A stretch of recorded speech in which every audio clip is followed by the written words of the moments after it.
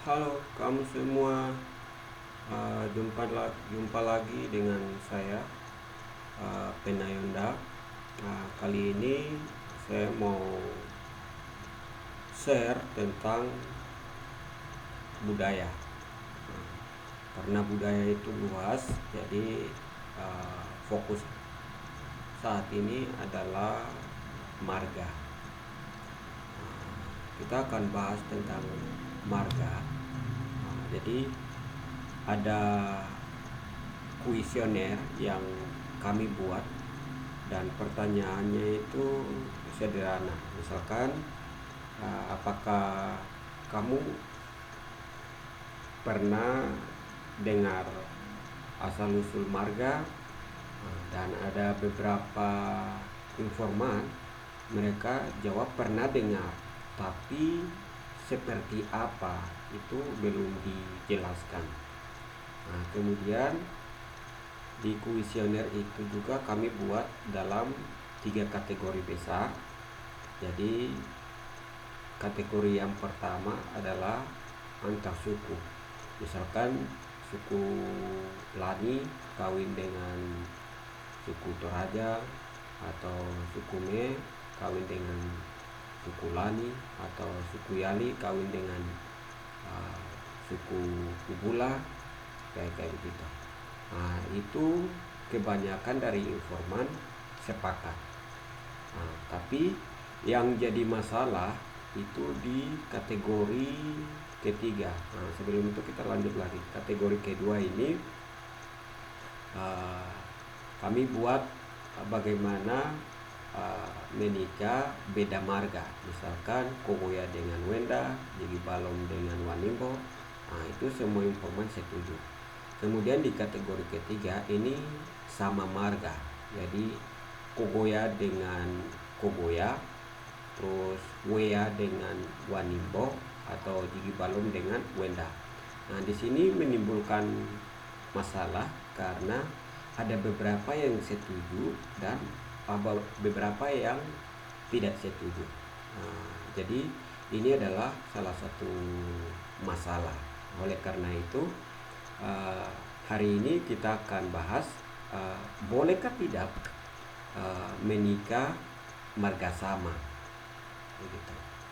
Saya ulangi, jadi bolehkah tidak kalau menikah marga sama? Karena kata orang itu,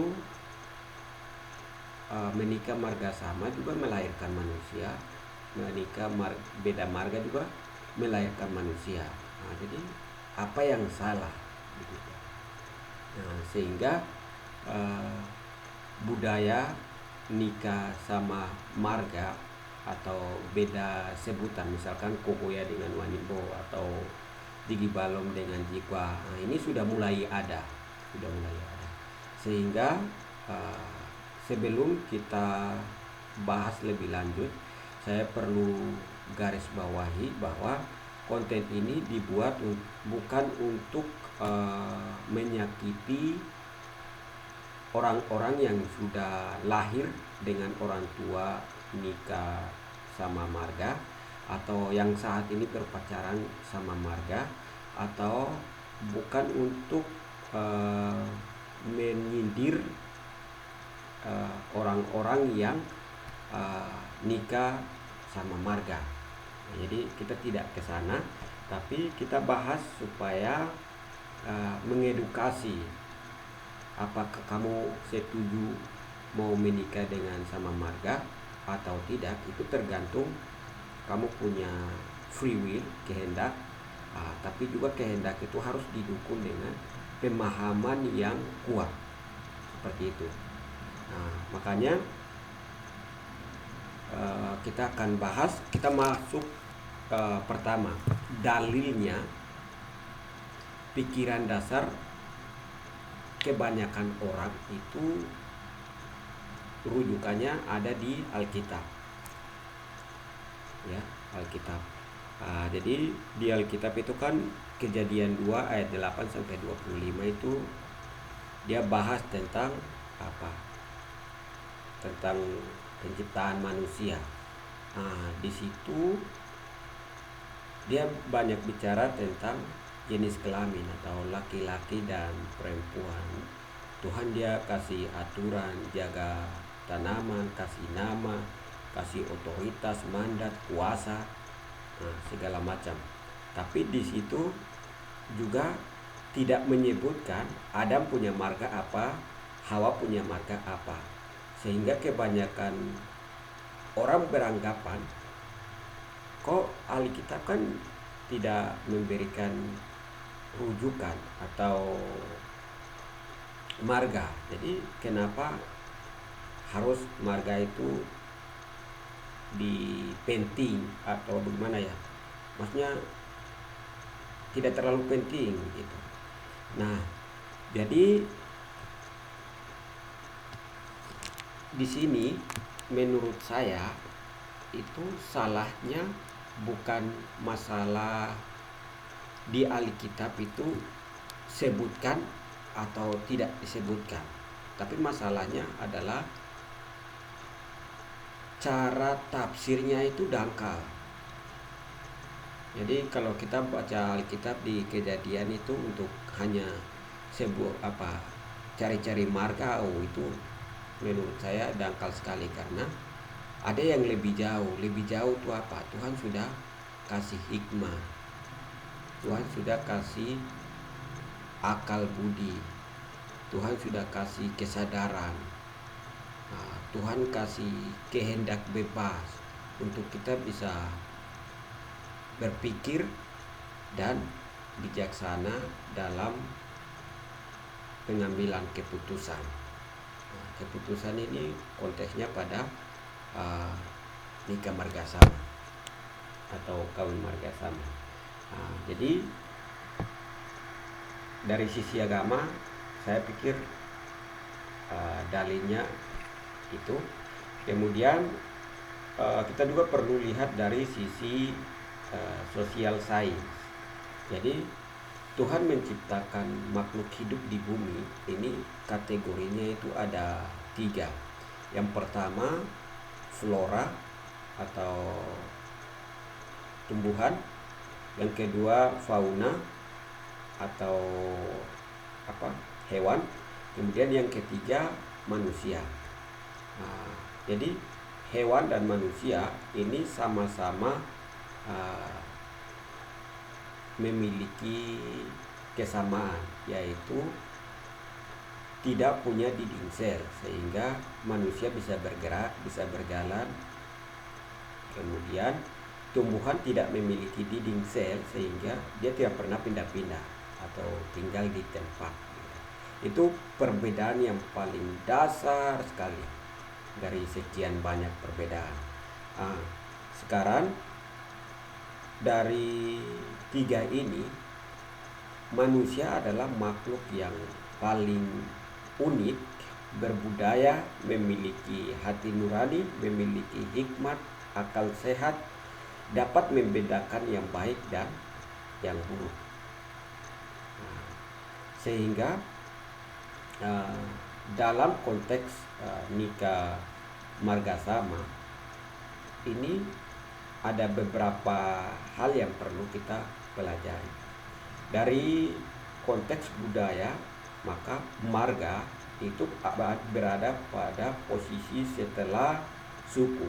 Jadi dari sejarah, ras, wilayah, kebiasaan, kemudian suku, setelah suku baru ada marga.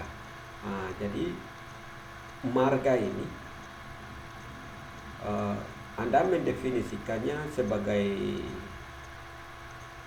apapun itu terserah. Tapi kalau menurut saya, marga itu adalah pembeda dari marga lain, dan marga itu juga adalah alamat yang tepat untuk saya. Kenapa? Karena misalkan saya punya nama ada 3, tapi sapu marga tidak pernah berubah. Orang panggil saya nama beda-beda tidak apa-apa. Atau setiap tahun baru sapu marga tidak pernah terganti. Jadi marga itu dia bersifat tetap. Terus kenapa muncul pertanyaan, kenapa kamu marganya Yoman misalkan. Jadi sejarahnya panjang, tapi intinya begini. Yoman itu sebenarnya awal dari Kokoya, tapi dalam perkembangan marga itu saya jadi Yoman. Saya tahu kenapa, karena saya tahu dari Kunume. Jadi kalau ada yang bilang saya Jiko tapi asal usul Jiko itu saya tidak tahu, atau saya marga Jiki Balom tapi saya tidak tahu kenapa saya Jiki Balom. Oh, itu kamu pasti tidak tahu Kunume. Jadi Wene itu ada di Kunume, jadi kembali ke Kunume. Nah, itu termasuk apa? Saran untuk buat kita semua. Jadi marga juga sebagai identitas yang melekat pada saya atau orang dan berlaku sebagai penjelas garis keturunan. Kemudian saya ulangi lagi, marga itu bersifat tetap. Jadi hari demi hari, minggu, bulan, tahun dia tidak pernah terganti kecuali nama. Kemudian peran marga ini di dalam budaya itu dia mengontrol perilaku manusia. Nah, sebelum kita bicara perilaku, kita kembali lagi ke tadi ada tumbuhan, hewan, dan manusia.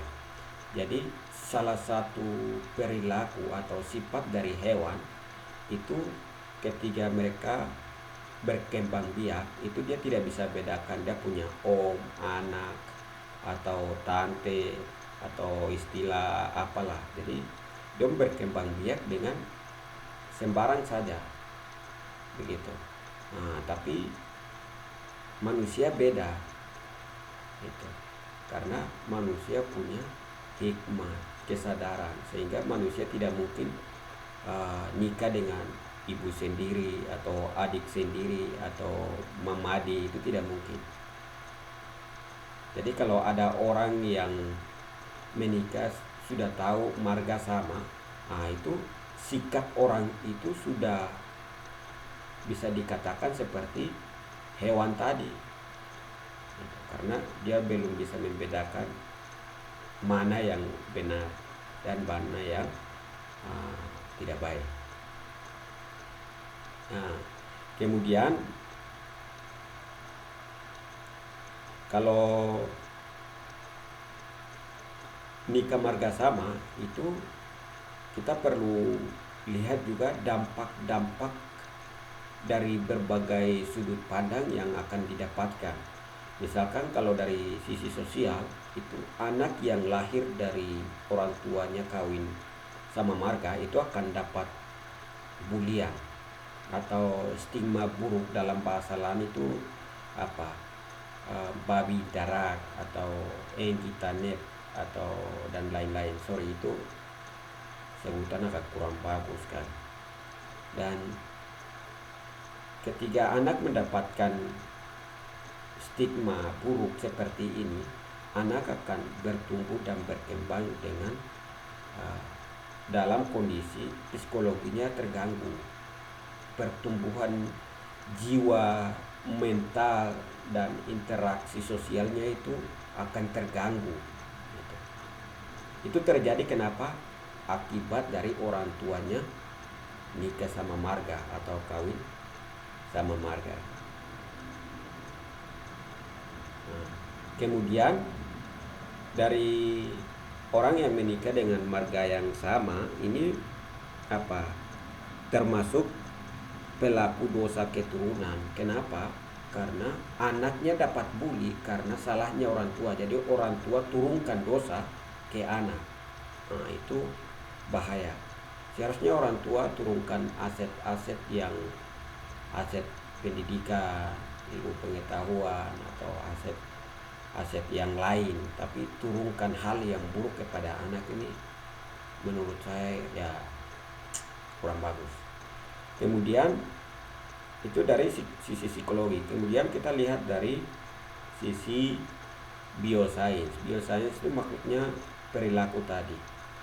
Kita manusia itu punya kesadaran, hikmat, kebijaksanaan yang Tuhan sudah kasih.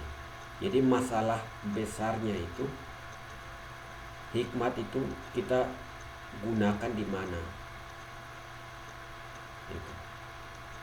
Kita gunakan seperti sikap hewan, atau kita bersikap sebagai manusia yang penuh kesadaran bertuhan dan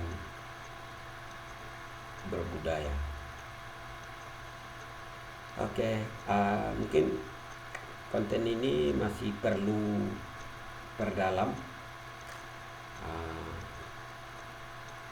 Kalau pasukan ada yang punya pandangan tentang terhadap beda marga ini, silakan taruh pandangannya di kolom komentar, atau bisa anggedakan juga supaya diskusi di kunume-kunume agar hal ini pemahamannya bisa mencapai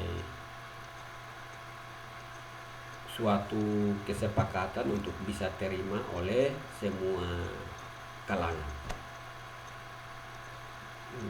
Sorry kalau ada yang singgung atau keliru, mohon maaf, dan semoga konten ini mengingatkan kita untuk menjaga dan melestarikan budaya. Salam dari Sa. Bye.